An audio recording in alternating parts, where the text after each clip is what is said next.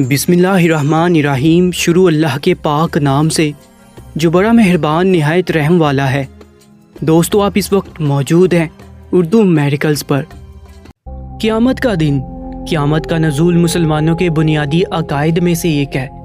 ایک مسلمان اپنے رب کے وحدہ لا شریک ہونے اور اپنے رسول صلی اللہ علیہ وآلہ وسلم کے آخری نبی ہونے پر جیسا ایمان رکھتا ہے، ویسا ایمان اس کا اس بات پر بھی ہوتا ہے کہ ایک دن نظام کائنات کو لپیٹ لیا جائے گا، بنی نوع انسان کو دی گئی مہلت اختتام پذیر ہو جائے گی، اور تمام کے تمام انسان خواہ وہ کسی بھی زمانے سے تعلق رکھتے ہوں، ایک دن اللہ تعالیٰ کے سامنے حاضر ہوں گے۔ قیامت کے دن سے متعلق محض دین اسلام نے صرف بات نہیں کی، بلکہ دیگر ادیان نے بھی اس دن کا ذکر اپنی تمام تر اہمیت کے ساتھ موجود ہے۔ قدیم تہذیب مائنس اور ایزٹیکس جن کا تعلق کسی الہامی مذہب سے نہیں تھا، ان کا بھی یہ ماننا تھا کہ ایک دن یہ دنیا ختم ہو جائے گی۔ مسلمانوں کے ہاتھوں معاملہ یہ ہے کہ آپ قیامت کے دن تک ایمان لائے بغیر مسلمان نہیں ہو سکتے۔ اب قیامت کب آئے گی؟ اس سوال کا جواب صرف اور صرف اللہ کی ذات واحد کے پاس ہے۔ اللہ تعالیٰ نے انبیاء کی جماعت تک کو اس گھڑی کے اصل وقت کے بارے میں نہیں بتایا۔ نبی کریم صلی اللہ علیہ وآلہ وسلم کو اللہ تعالیٰ نے قیامت کی چند نشانیوں سے آگاہ فرمایا، اور آپ صلی اللہ علیہ وآلہ وسلم نے وہ تمام نشانیاں اپنی امت کو بھی بتا دی تاکہ لوگ اپنی بخشش کے مواقع ڈھونڈ لیں۔ مختلف احادیث مبارکہ میں نبی کریم صلی اللہ علیہ وآلہ وسلم نے مختلف نشانیوں کے بارے میں ذکر فرمایا ہے کہ جب مسلمانوں کی جماعت یہ نشانیاں پوری ہوتی ہوئی دیکھے تو سمجھ جائے کہ قیامت کے نزول کا وقت قریب آن پہنچا ہے۔ دین کے ایک طالب علم ہونے کی حیثیت سے میں نے کچھ نشانیوں پر ریسرچ کی ہے جو کہ میرے قلیل علم کے مطابق پوری ہو چکی ہیں۔ اس ویڈیو میں ہم ان چند نشانیوں کے بارے میں بات کریں گے جو قرب قیامت سے پہلے ابھی تک پوری ہو چکی ہیں۔ دوستو، یہ میری ذاتی ریسرچ ہے اور آپ اسے علمی اختلاف رکھنے کا پورا حق رکھتے ہیں۔ پہلی نشانی ہے نبی کریم صلی اللہ علیہ وآلہ وسلم کا وصال مبارک۔ احادیث مبارکہ میں آتا ہے کہ نبی کریم صلی اللہ علیہ وآلہ وسلم نے فرمایا کہ میں اور قیامت ساتھ ساتھ ہیں۔ مطلب یہ کہ نبی کریم صلی اللہ علیہ وآلہ وسلم کے بعد قیامت کے نزول کا وقت قریب ہوگا۔ نبی کریم صلی اللہ علیہ وآلہ وسلم کے وصال مبارک کو 1400 سال سے زائد کا عرصہ بیت چکا ہے۔ زمانے میں کئی بڑی تبدیلیاں بھی آ چکی ہیں، اور موجودہ دور میں اگر آپ اپنے ارد گرد کے حالات پر نظر دورائیں تو صاف اندازہ ہو جاتا ہے کہ قیامت کی گھڑی زیادہ دور نہیں ہے۔ دوسری نشانی جو کہ ہم پوری ہوتے ہوئے دیکھتے ہیں وہ ہے فلسطین یا عام زبان میں بیت المقدس کی فتح۔ نبی کریم صلی اللہ علیہ وآلہ وسلم کے وصال مبارک کے بعد مسلمانوں نے 2 مرتبہ سرزمین بیت المقدس کو فتح کیا۔ پہلی فتح سیدنا عمر ابن خطاب کے عہد خلافت میں ہوئی۔ یہ فتح بغیر کسی جنگ کے مسلمانوں کے ہاتھ میں آئی۔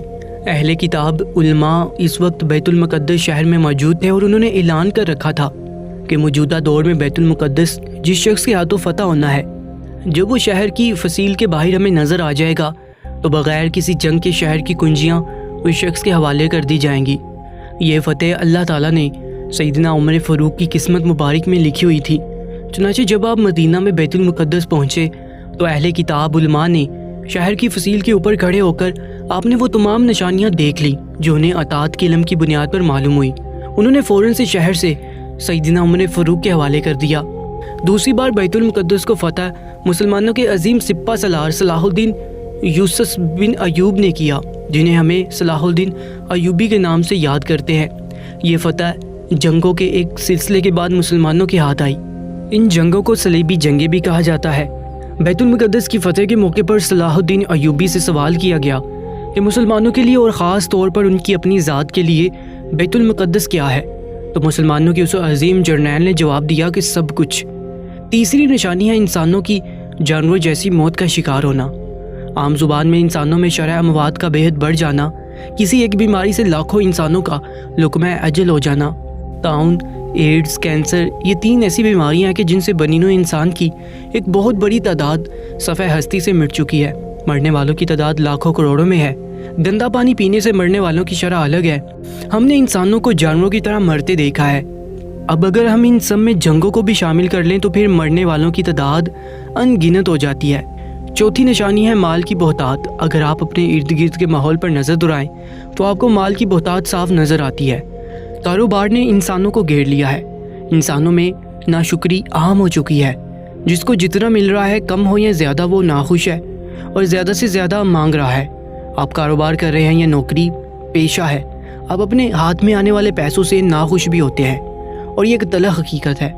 آپ کو لگتا ہے کہ آپ محنت زیادہ کر رہے ہیں لیکن آپ کو پیسے کم مل رہے ہیں۔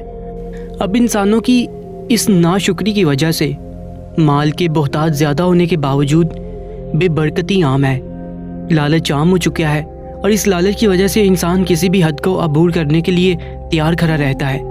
پانچویں نشانی ہے اہل عرب میں اگنے والا فتنہ۔ اس وقت سعودی عرب اور اس کے گرد و نواح میں لگی آگ یہی فتنہ ہے۔ اس فتنے سے عربوں کے گھر تک محفوظ نہیں ہے۔ جنگ و جدل عام ہے، مسلمان ناحق لقمہ اجل بن رہے ہیں۔ اس کے علاوہ عربوں میں دولت کا عام ہو جانا بھی ایک فتنہ ہی ہے۔ عربوں کے پاس مال بھی بہت ہے، لیکن اس مال سے کسی دوسرے غریب مسلمان ملک کی مدد نہیں کی جا رہی۔ چھٹی اور آخری نشانی ہے پہلے مسلمانوں اور بنو اصفر یعنی کہ اہل روم میں صلح ہوگی، اور اس کے بعد اہل روم اس صلح کے مواقع کو توڑ دیں گے اور مسلمانوں پر ایک لشکر لے کر حملہ آور ہوں گے۔ یہ سب کچھ صلیبی جنگوں یا کروسس کے دوران ہم دیکھ چکے ہیں۔ صلاح الدین ایوبی اور عیسائیوں کے مابین ایک معاہدہ چل رہا ہے جسے وچرڈ اور گھائی نے مسلمانوں کو شہید کر کے توڑ دیا۔ عیسائیوں نے اپنا ایک لشکر بھی ترتیب دیا جو کہ صلاح الدین ایوبی کے خلاف لڑا۔ صلاح الدین ایوبی نے عیسائیوں کے اس لشکر کو شکست فاش سے دوچار کیا تھا۔ 200 یوں تو قیامت کے آنے سے متعلق ہر چیز نہایت اہمیت کی حامل ہے، لیکن ایک نشانی ایسی ہے جو کہ انسانوں اور خصوصاً مسلمانوں کے لیے ایک الگ اہمیت رکھتی ہے۔ وہ نشانی ہے سورج کا مغرب سے طلوع ہونا۔ یہ نشانی اس لیے بے حد خاص ہے کیونکہ جیسے ہی سورج مغرب سے طلوع ہوگا، باب توبہ یا توبہ کا دروازہ بند کر دیا جائے گا۔ اس کے بعد جو کوئی بھی جس قدر مرضی گر گرا کر معافی کی درخواست کر لے، اس کی توبہ قبول نہیں کی جائے گی۔ کسی بھی دیگر نشانی کے ساتھ یہ معاملہ نہیں۔ ہر کوئی کسی بھی وقت اللہ تعالیٰ کے حضور توبہ کر سکتا ہے، لیکن سورج کا مغرب سے طلوع ہونے پر یہ بات گوہر ہو جائے گی کہ انسانوں کا وقت ختم ہو گیا ہے۔ اب قیامت قائم کی جائے گی اور روز محشر اللہ تعالیٰ کا دربار لگے گا۔ اس دربار کے بارے میں اللہ کے رسول صلی اللہ علیہ وآلہ وسلم نے فرمایا، جس کا حساب ہوا وہ خلاق ہوا۔ میری اللہ تعالیٰ سے خصوصی دعا ہے کہ ہمیں باب توبہ کے بند ہونے سے پہلے اپنے حضور توبہ کی توفیق عطا فرمائے اور روز محشر ہمیں بغیر حساب کتاب کی جنت میں داخل ہونے والوں میں شمار فرما دے۔ اپنا بہت زیادہ خیال رکھیں، اور ایسی اسلامک ویڈیوز کے لیے ہمارے یوٹیوب چینل اردو میریکلز کو سبسکرائب کر لیجیے گا۔ انشاءاللہ ملاقات ہوگی ایک اور ویڈیو میں، تب تک کے لیے اللہ نگہبان۔